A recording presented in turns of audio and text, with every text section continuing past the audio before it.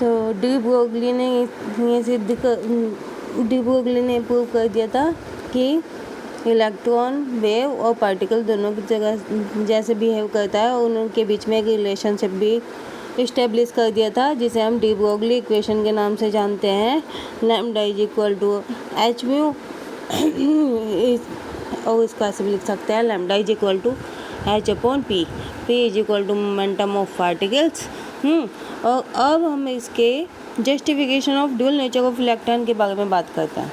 Justification of dual nature of electron, the particles and wave natures of electron can be justified on the basis of following observation. First particle natures कैसे show करता है वो? Electron exhibit the characteristic particles, electron particle nature characteristics of particles.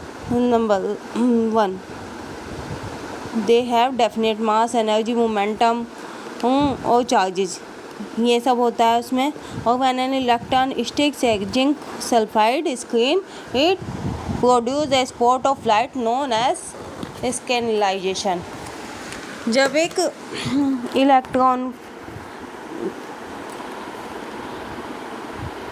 Electron sticks zinc sulphide की plate पर screen पे produce करते हैं तो उस पर एक स्पॉट, एक जगमगाहट, स्कैनिलाइजेशन होता है, जगमगाहट जी, जिससे ये साबित होता है कि वो एक पार्टिकल के जैसे। It has been observed that the each sticking electron produce on one scintillation, कि एक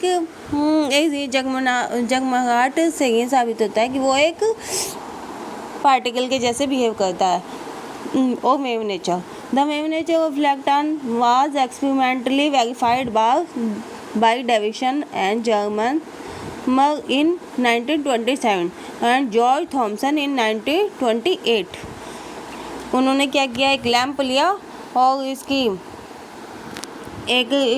और दो प्लेट लगाई और इलेक्ट्रिक फील्ड अप्लाई किया और इस लैंप वो इलेक्ट्रॉन बीम्स ये जा रही है और उसमें यहाँ पे एक निकल की क्रिस्टल प्लेट लगाई तो यहाँ डिफ्रैक्टेड बीम्स होती है और ये निकल क्रिस्टल से डिफ्रैक्शन होता है। और ये एक स्क्रीन लगाई है उस पर एक डिफ्रैक्शन रिंग बन जाती है।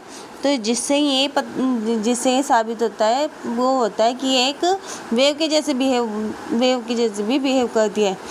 The diffraction patterns of x-ray and that the electrons are shown in 1.2 figure and respectively. ये जो ये बना है ये ऐसे दिखता है, जो ये डिफ्रैक्शन रिंग बनी है एक्स-रे हमें इससे ही मिलता है। The similarly of the two patterns indicate that electron behaves like x-ray की फाइनल ये मिलता है, ऐसे मिलता है हमें रिंग्स और इलेक्ट्रॉन्स जो ये पार्टिकल्स के जैसे बिहेव करता है तब ऐसे मिलते हैं। Diffraction patterns obtain from X-rays and electron. In 1928, George Thomson performed the same experiment with the thin foil of gold in place of nickel crystal and also confirmed the wave nature of electron.